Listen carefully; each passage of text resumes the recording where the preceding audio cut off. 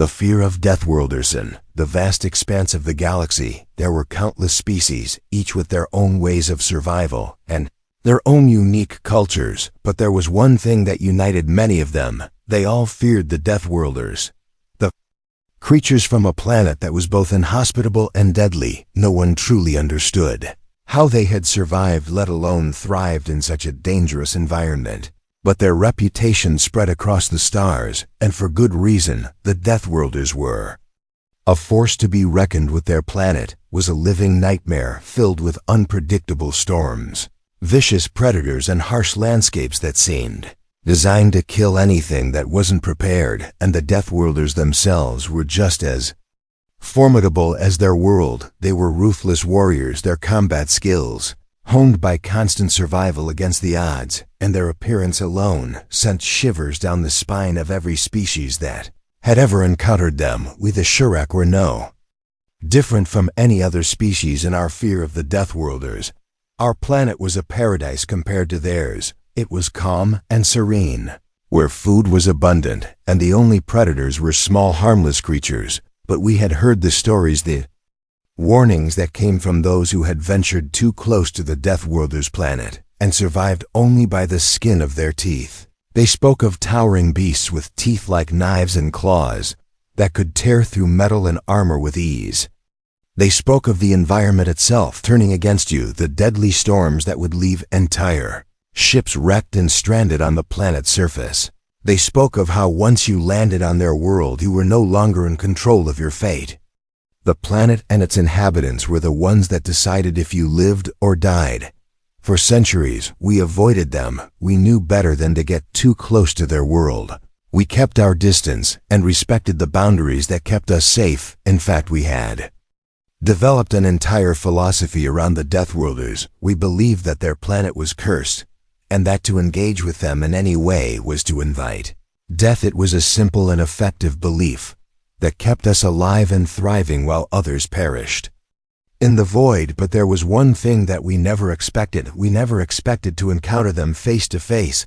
I was just a young warrior at the time when the event that would change everything for us all began. I had trained for years to fight and defend my people, but nothing in my training could have prepared me for what I was about to face. It all started when a ship appeared on the horizon. It wasn't one of ours or anyone. We knew it was a strange ship, sleek and metallic yet ancient looking. The ship seemed to move in ways that defied the laws of physics, and it sent a chill through my body the moment I saw it. We were ordered to approach the ship cautiously. Our leaders told us to be prepared for anything, but even then none of us could have imagined what would happen next. As we made our way to the ship's landing site, I could feel the air growing thicker, the tension palpable. The fear of the unknown settled in like a weight on my chest. The ship touched down softly, its engines humming with an eerie silence. At what I expected, I thought there would be a great commotion, loud noises, flashing lights, maybe even explosions, but instead, it was like the ship had simply appeared from nowhere without a sound, without a trace. It was strange and unsettling. We stood in a line waiting for whatever was about to emerge from the ship, unsure of what to expect. When the door opened, I could feel my heart racing and my pulse quicken, but nothing could have prepared me for what stepped out. The figure that emerged from the ship was tall and humanoid, but that was where the similarities ended. The creature's skin was a pale gray, almost metallic. It was covered in markings and scars that told the story of a life lived in constant battle. Its eyes were a deep, piercing blue that seemed to glow with an intensity that was unnerving, and its expression was cold, unreadable. It looked at us with a gaze that seemed to strip away all pretense, all illusion, as if it could see through our very souls. And in that moment, I knew that we were no longer dealing with a myth or a legend.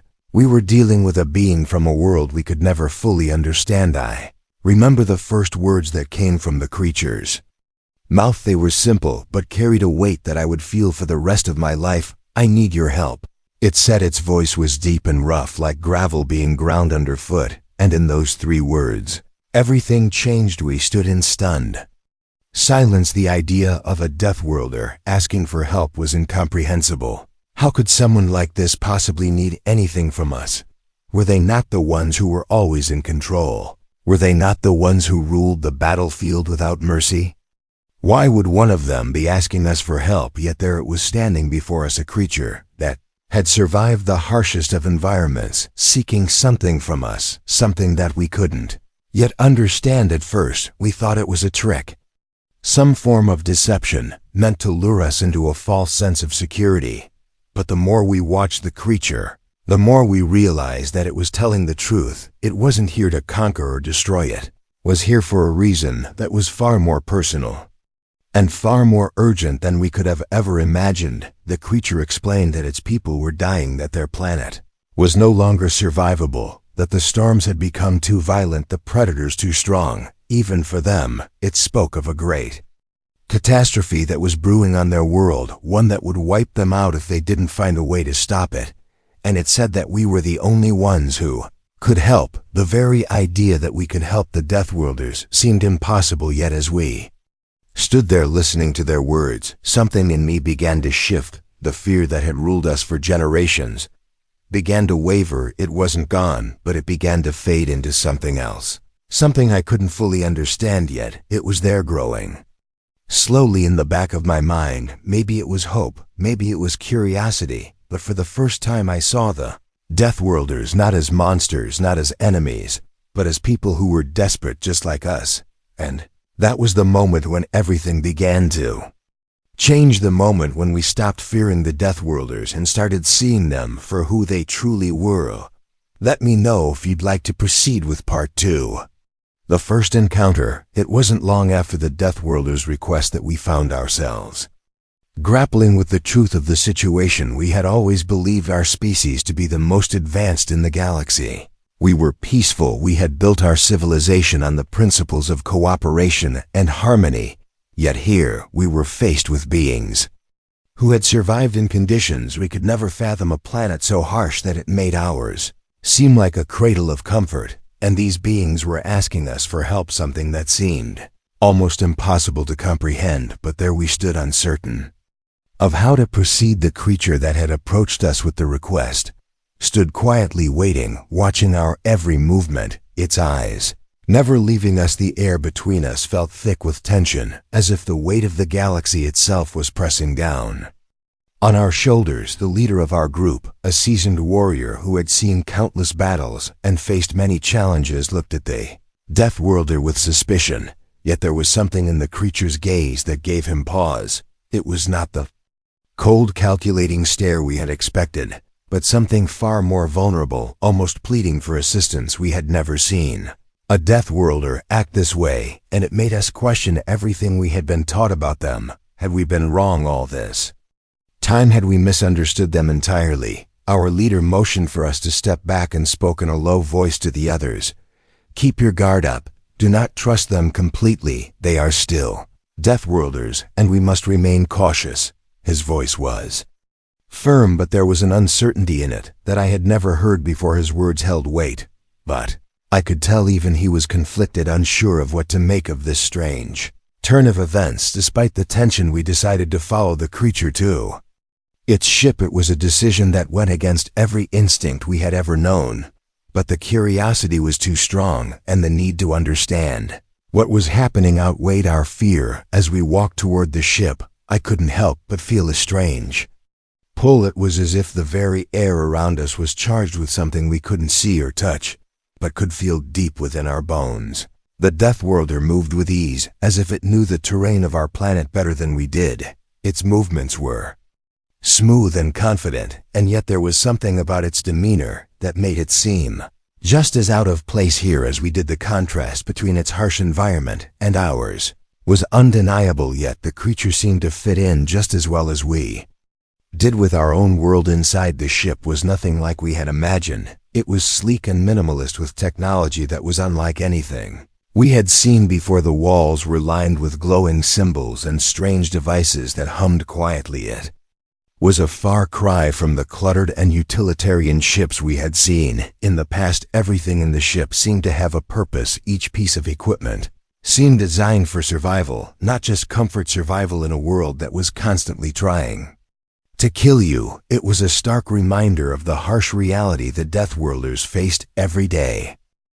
The creature led us to a room at the heart of the ship where a large screen flickered to life. As it activated, a series of symbols appeared on the screen, and a map of their planet unfolded before us. I had heard stories of their world, but seeing it laid out before me was a different experience altogether. It was a brutal landscape filled with towering mountain ranges, vast deserts that stretched as far as the eye could see, and dense forests teeming with predators that could tear a creature apart in seconds. The storms on their planet were unlike anything we had on ours.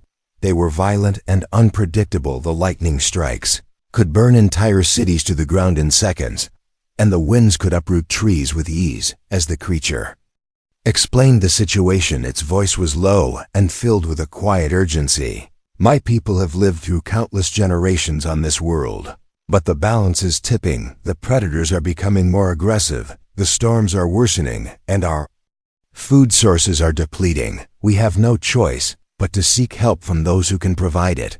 It paused as if weighing its next words carefully. We are not invincible. We are not immune to death. We are simply survivors like you. The last words hung in the air, and in that moment, I understood something fundamental. I understood that this creature was not speaking to us as an enemy. It was speaking as an equal. It was strange to hear the Deathworlders speak like this.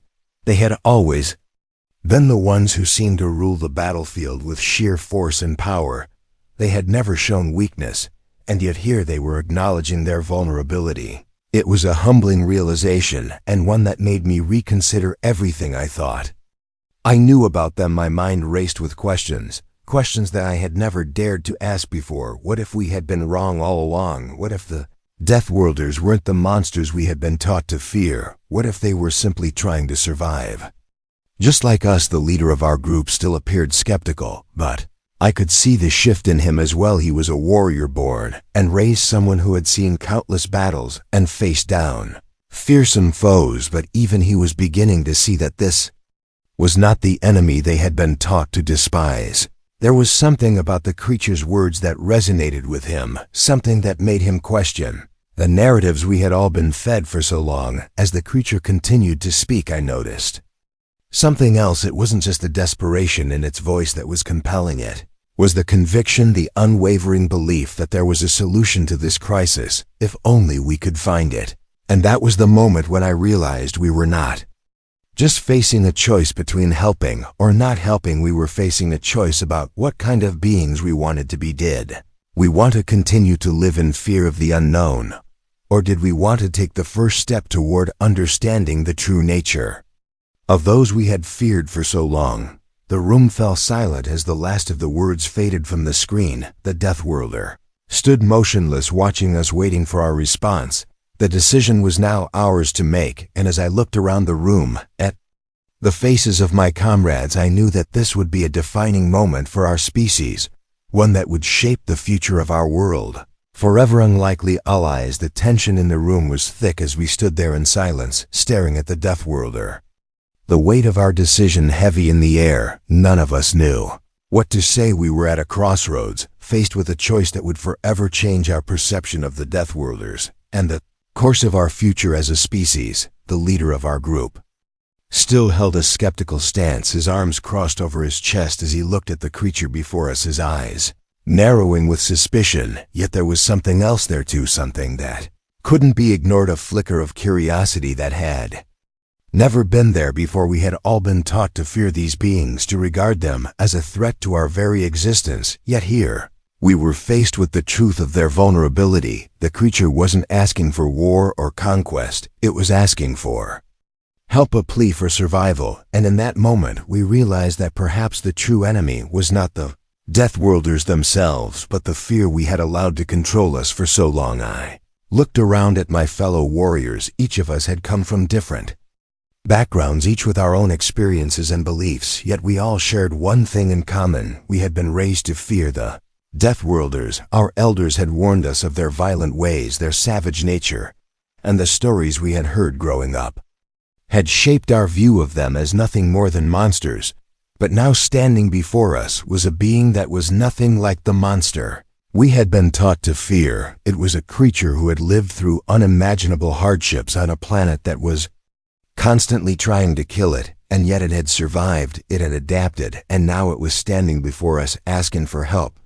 The creature's words echoed in my mind as I looked at the screen showing its homeworld, the harsh terrain, the vicious storms, the predators that roamed the land. It was a world where only the strongest could survive. And yet even the strongest had their limits. Even the Deathworlders were not immune to the forces of nature. It was a humbling realization, one that made me question everything I had ever known about them. We had always seen them as invincible, as ruthless warriors who could conquer any obstacle, yet now I saw them as survivors, not unlike us, struggling to adapt to a changing world, facing a crisis that threatened their very existence. The silence stretched on as our leader finally spoke, his voice low and steady. We cannot ignore this. We cannot turn away from those who are in need, even if they are Deathworlders. His words were met with murmurs of agreement from the others, and for the first time since the encounter began, I saw a sense of unity among my people. We were no longer divided by fear. We were united by a common goal: to help those in need, even if they came from a world that was as dangerous as theirs. We will help you, the leader said, looking directly at the Deathworlder. But understand this, our alliance is not based on trust. It is based on necessity. We help because we must survive together, or we both perish. The creature nodded solemnly, as if it had expected. No less, it didn't try to argue or make promises. It simply accepted our terms, and for a moment, I saw something in its eyes, something that I couldn't quite place. Gratitude, perhaps, or maybe respect. Either way, it was a look that spoke volumes. With the decision made, we began to prepare for the journey to the Deathworlders' planet. It was a dangerous mission, one that would test our strength and resolve, but it was one we knew we had to undertake together. The Deathworlder led us to their ship, where we were introduced to more of their kind. Their technology was unlike anything we had ever seen, sleek and efficient, designed for survival rather than comfort. Their ships were built to endure the brutal conditions of their planet. The weapons they carried were designed for combat in the harshest of environments, and the gear they wore was tough and practical, designed to withstand the elements that could tear a lesser being apart. We were introduced to their leader, another Deathworlder, who spoke with a calm authority that was both intimidating and reassuring. Leader of their group explained the situation further. Our world is dying, they said, their voice steady, but there was a hint of sorrow there. The storms grow fiercer with each passing day. The predators are becoming more aggressive, and our food sources are running out. We have done everything we can to survive, but we are at the brink of extinction. Their words struck me hard, and in that moment, I realized that this was not just a fight for survival for the Deathworlders. It was a fight for their very existence. The same way we fought to protect our world, they were now fighting to protect theirs, and they needed our help to do it. As the details of the plan were laid out, I began to see how much we had in common with the Deathworlders. Despite our differences, despite the fear that had once divided us, we were both species struggling to survive in an unforgiving universe. We both faced challenges that could destroy us if we weren't careful. We both needed allies to survive. And for the first time in my life, I understood what it meant to be part of something bigger than myself, something that wasn't just about my species or my people, but about the survival of all who called this galaxy home. The journey to their world was long and perilous, but we made it together. Along the way, I began to learn more about the Deathworlders and their culture. They had a deep respect for life and nature, despite the harshness of their planet.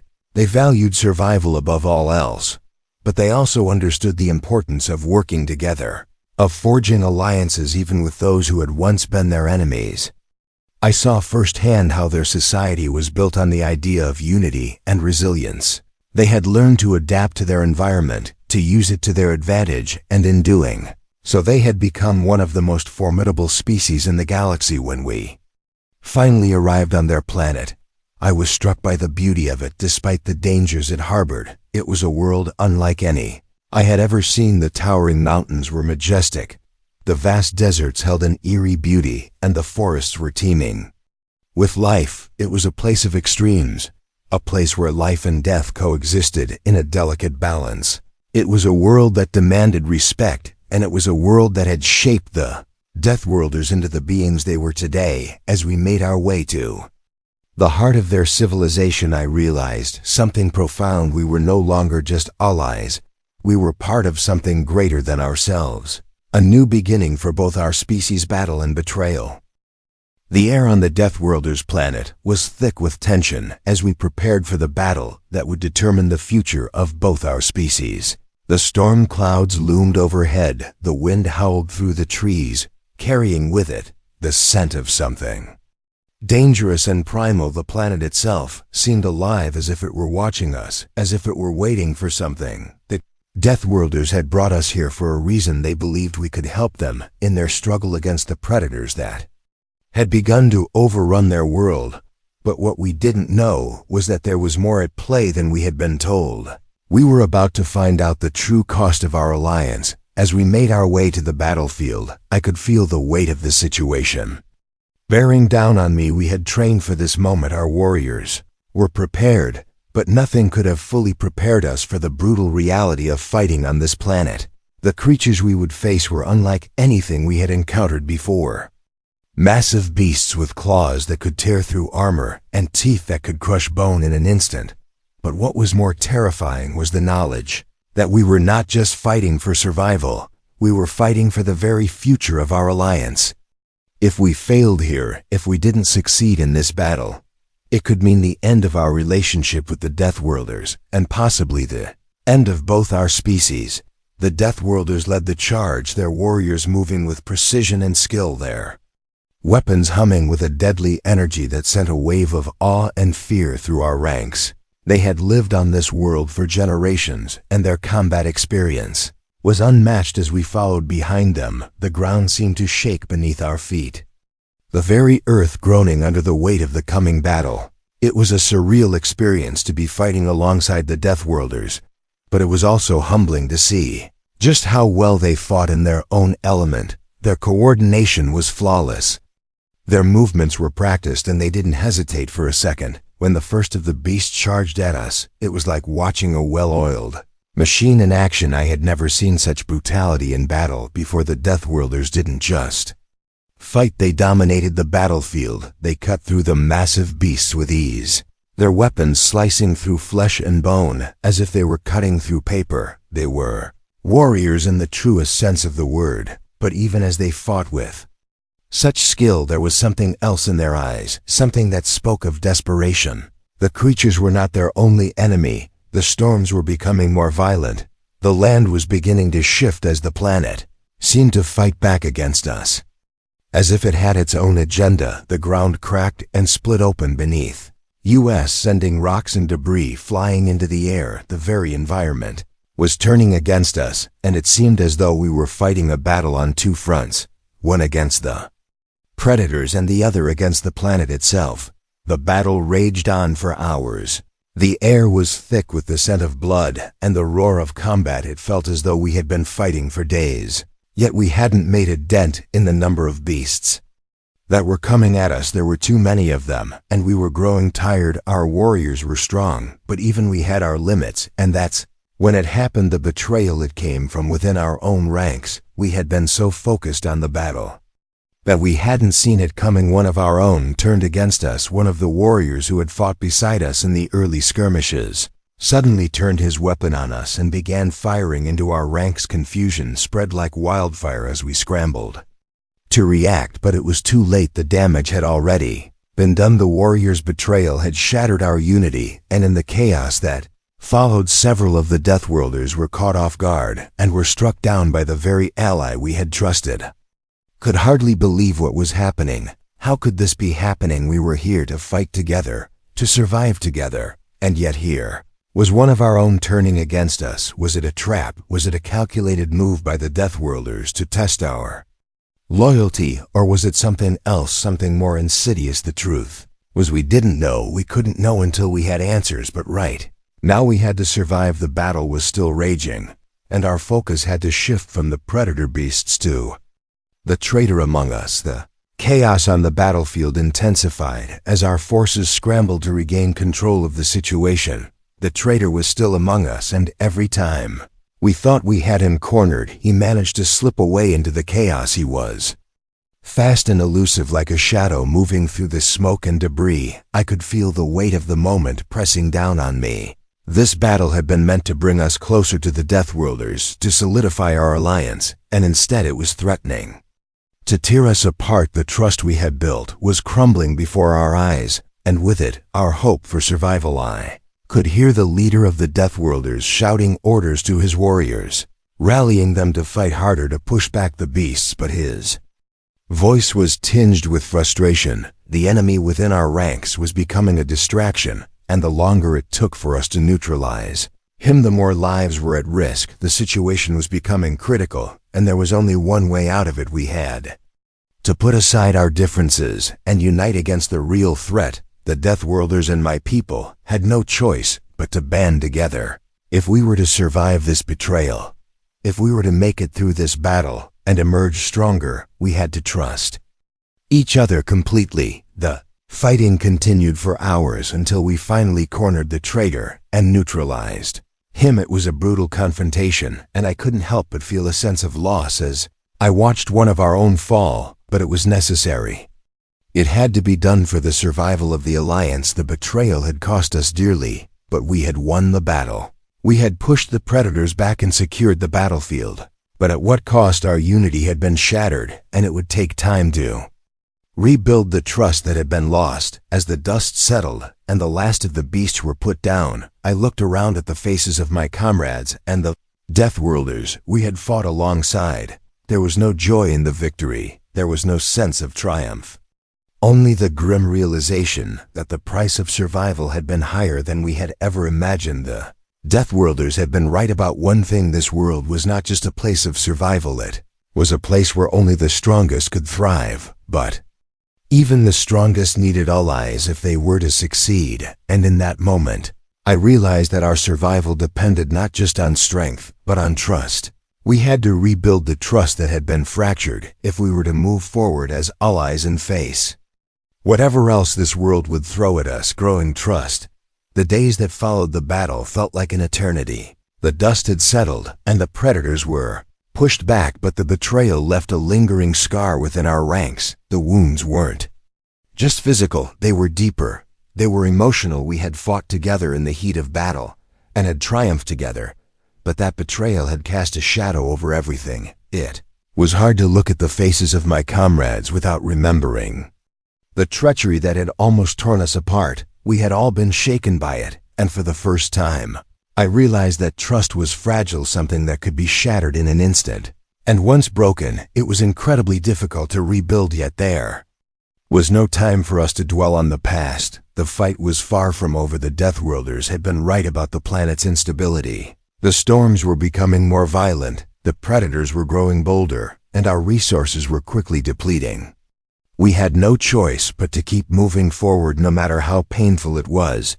The Deathworlders led the way as we made our way deeper into their territory. Their world was a place of extremes. Every step we took seemed to take us further into a world that was both beautiful and terrifying. The landscapes were rugged and unforgiving. The air was thick with the scent of danger, but it was also a place of remarkable resilience and strength. And I began to see that these qualities were not just found in the Deathworlders, but in the planet itself. The creatures who survived here had learned to adapt to the harshest of conditions, and so had the Deathworlders. They had become a reflection of their world. In every sense of the word, their survival had not been easy, but it had been earned through blood, sweat, and sacrifice. As we journeyed together, something began to shift within our ranks. The tension that had once been so palpable began to ease ever so slightly. It wasn't immediate. It wasn't some grand transformation, but there were small moments that started to build a bridge between us and the Deathworlders. We began to speak more openly with one another. We shared stories of our homelands, our struggles, our victories, and our losses. And as we did, we started to see each other not as strangers or enemies, but as fellow survivors. Our shared experience of survival began to overshadow the fear that had once defined us. It was through this shared understanding that trust began to grow, and though it was fragile, it was real. It was becoming something we could build on. The Deathworlders were still cautious and reserved, but they had begun to show a side of themselves that we hadn't seen before. They weren't just warriors. They were thinkers and innovators. They had developed technology and strategies that allowed them to survive in a world that constantly threatened their existence, and as we worked together, I began to understand how much we could learn from them.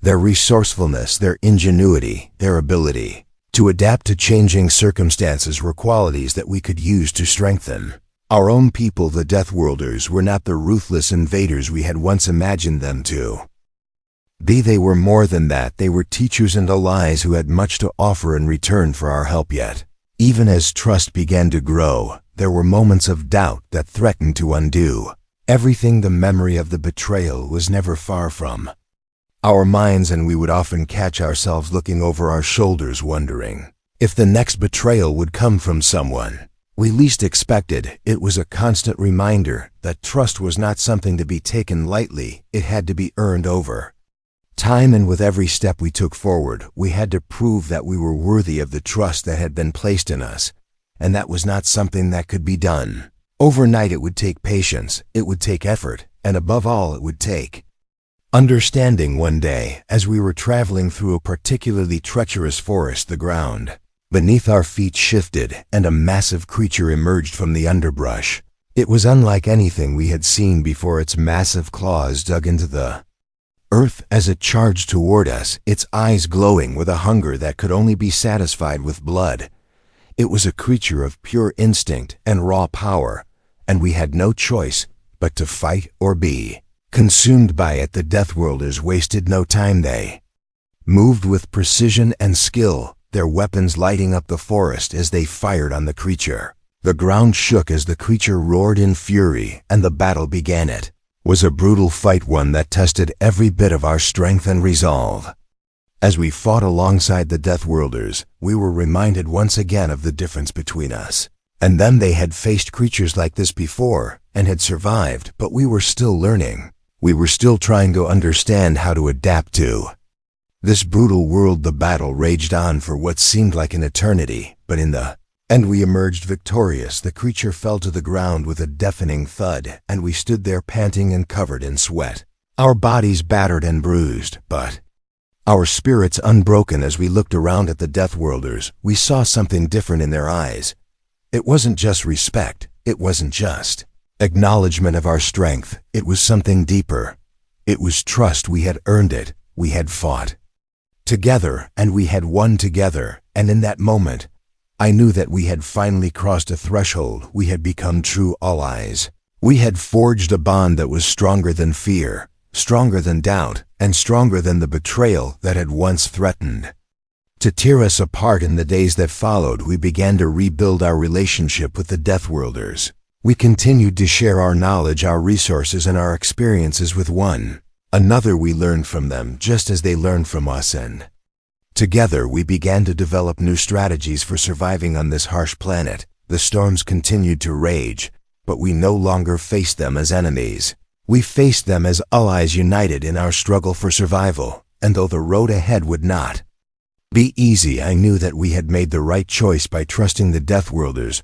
We had come to understand that survival was not just about strength. It was about unity, it was about trust, and it was about standing together in the face of adversity. And in that moment, I realized that we were no longer just fighting for ourselves. We were fighting for something greater. We were fighting for the future of both our species, and that was a fight worth taking on. Sacrifice and unity. The weeks that followed the battle were some of the hardest of our lives as we worked side by side with the Deathworlders. The reality of our situation began to sink in. We were on a planet where survival was a constant struggle, where every step could be our last. And yet, despite the overwhelming odds, there was something that had shifted within us, something that no longer made us feel like mere visitors on their world. We were no longer just allies, we were becoming part of something bigger, part of their fight for survival. And as we did, we began to realize the true cost of unity. It wasn't just about sharing resources or strategies. It was about sacrifice. It was about being willing to give up everything for the sake of something greater.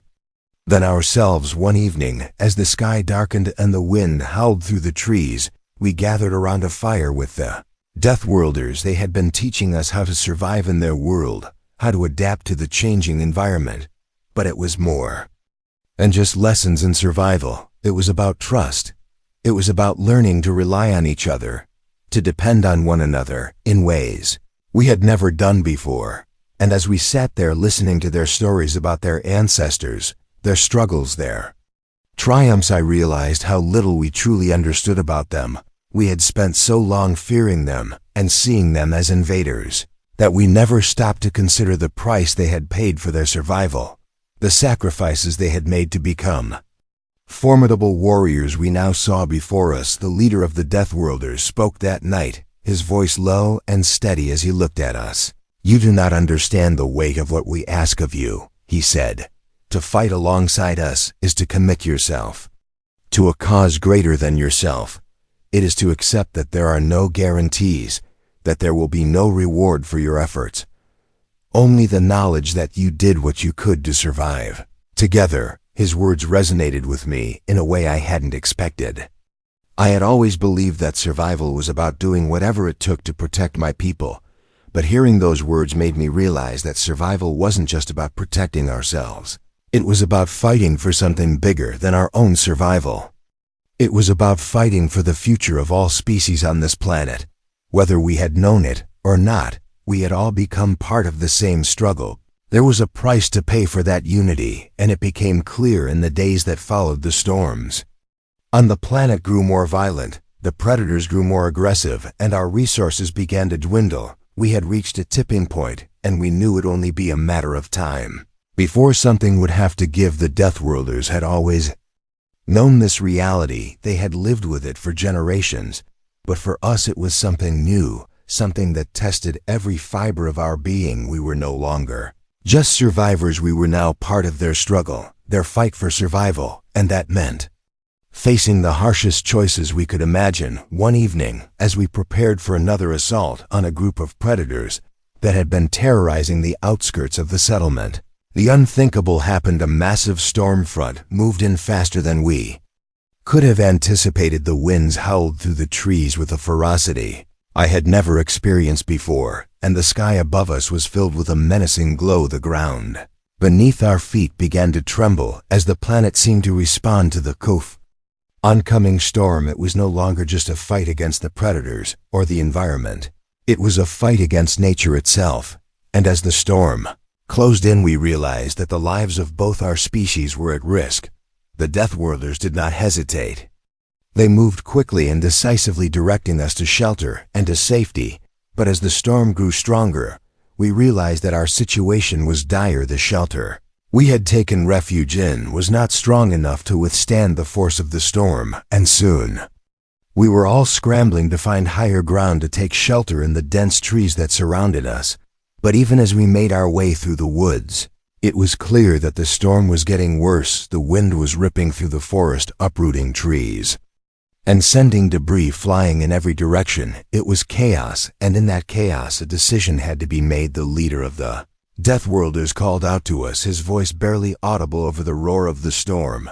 "We must split up," he shouted. "Some of you stay with me, and the others go with the elders to the caves. Follow the path to the north. Do not stop, do not look back." There was no time to question him. There was no time to debate the plan. We had to act, and we had to act now. I found myself alongside the Deathworlder leader and a handful of other warriors. We made our way deeper into the woods, hoping to find higher ground to escape the storm. But as we pressed forward, the wind grew stronger and the rain began to pour down in sheets. Visibility became almost non-existent, and the terrain became treacherous with every step we took. We risked losing our footing and being swallowed up by the storm.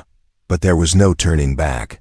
We had committed to this fight, and we would not give up. Hours passed and the storm showed no signs of abating. We had managed to find shelter beneath a massive rock formation, but the Deathworlders knew that it wouldn't last long. The storm was closing in faster than we had anticipated, and there were still others in danger, further back on the path we had taken. That was when the leader made a choice. one that would change everything. He turned to us, his face grim, and said, "I will go back for the others." We protested. We begged him not to go. It was too dangerous. There was no way he would make it through the storm. But his mind was made up. "If we are to survive this storm, it will take all of us together," he said. "I will not leave anyone behind." With those words he disappeared into the storm, leaving us behind to wait helplessly in the shelter we had found. We sat there in silence, listening to the roar of the wind and the crash of the rain, and for the first time since we had arrived on this planet, I understood the true meaning of sacrifice. The Deathworlders were not just warriors, they were leaders, they were protectors. They were willing to risk everything for the survival of their people and for the survival of those they considered allies. And in that moment, I realized that our unity was not just built on trust, it was built on sacrifice. And it was that sacrifice that would carry us through whatever came. Next, a new beginning. The storm finally subsided, but the damage it had caused was staggering. The sky above us was still thick with dark clouds, and the air was damp with the aftermath of the violent winds and rain. We had survived, but not without loss. The death of the Deathworlder leader weighed heavily on us. All we had known him as a warrior, a leader, but we had also come to understand that he was more than that. He was a symbol of everything, the comely out of everything. Deathworlders stood for strength, resilience, and the willingness to sacrifice for others. As we sat in the quiet aftermath of the storm, we were left to process the loss of someone who had given everything for the survival of his people and for the unity of our alliance. His death was a reminder of the harsh realities of this world, of the brutal nature of the planet we had chosen to fight for. And yet in his sacrifice, there was something else.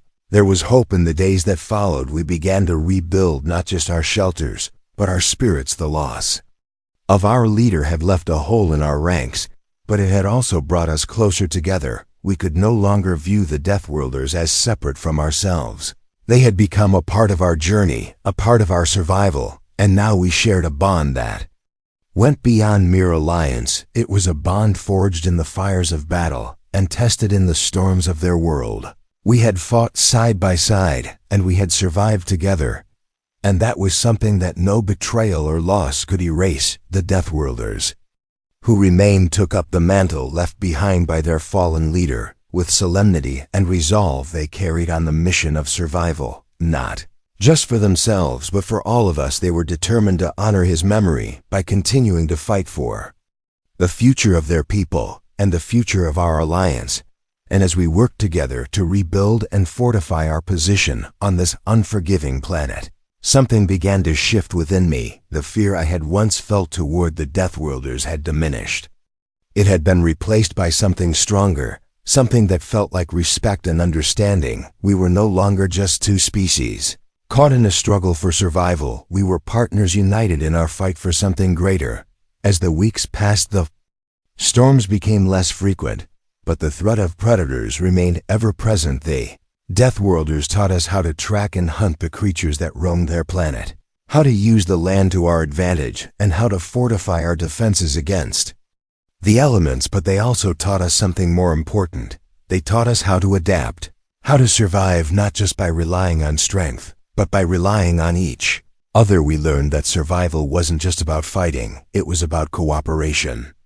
And it was about understanding the strengths and weaknesses of those around us. The Deathworlders had always known this, but for us it was a revelation, a lesson in what it meant to truly survive. One day, as we stood together watching the horizon, the sun finally beginning to break through the clouds, I couldn't help but think about how far we had come from the first moment we had encountered the Deathworlders. We had been terrified of them. We had seen them as monsters, as invaders, but now we saw them as equals and partners. They had become a part of us just as we had become a part of them.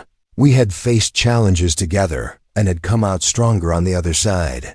And though we knew that more challenges lay ahead, we also knew that we could face them together. The future of our alliance was uncertain, but one thing had become clear to me. We were no longer just two species fighting for survival. We were a new kind of family, a family that had been forged through hardship, and sacrifice, and though the road ahead would not always be easy, I knew that we had something worth fighting for. We had trust, we had unity, we had each other, and that was enough to face whatever challenges this world or any other could throw at us. As we moved forward, I knew that the lessons we had learned from the Deathworlders would stay with us forever. They had shown us the true meaning of survival, not as a solitary pursuit but as a collective effort, and in doing so they had given us the tools to not just survive, but to thrive in a world that was anything but kind.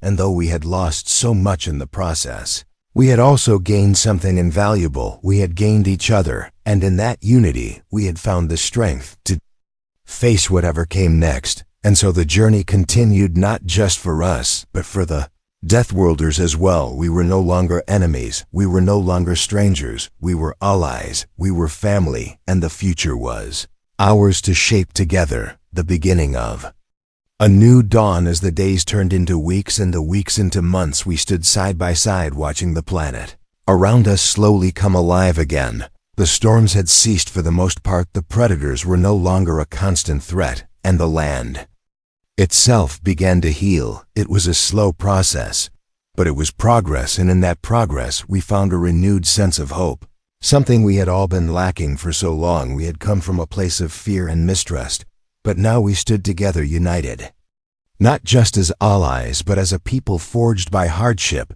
and shaped by the struggle to survive. The planet that had once seemed like an enemy was now a place we could call home. We had learned to adapt to it, to understand it, and in doing so we had found a new purpose, a new way of living together. The Deathworlders had always known that survival wasn't just about physical strength, that wasn't just about fighting the creatures that roamed their planet or enduring the harsh conditions. They had learned long ago that survival was about resilience. It was about the ability to adapt to change and to work together toward a common goal. And in learning that lesson, we had become something greater than we had ever been before. We were no longer just two species trying to survive. We had become a force to be reckoned with. We had become a new kind of family, a family that had been born from the ashes of fear and mistrust. And now, we stood together stronger than ever before. There were still challenges ahead of us. The planet was far from easy, and there were still threats that we had yet to face, but we were no longer afraid of them. We knew now that as long as we had each other, we could face anything, we could adapt, we could overcome, and we could thrive. The road ahead wouldn't always be smooth, but we were ready for whatever came our way. We had built something lasting, something that would stand the test of time, something that would shape the future for generations to come. I stood with the leader of the Deathworlders, looking out over the horizon. The setting sun cast a warm golden light across the landscape, and for the first time in a long while, I felt peace. We had fought together, we had lost together, but we had also won together, and in that victory we had found something more precious than anything else. We had found unity.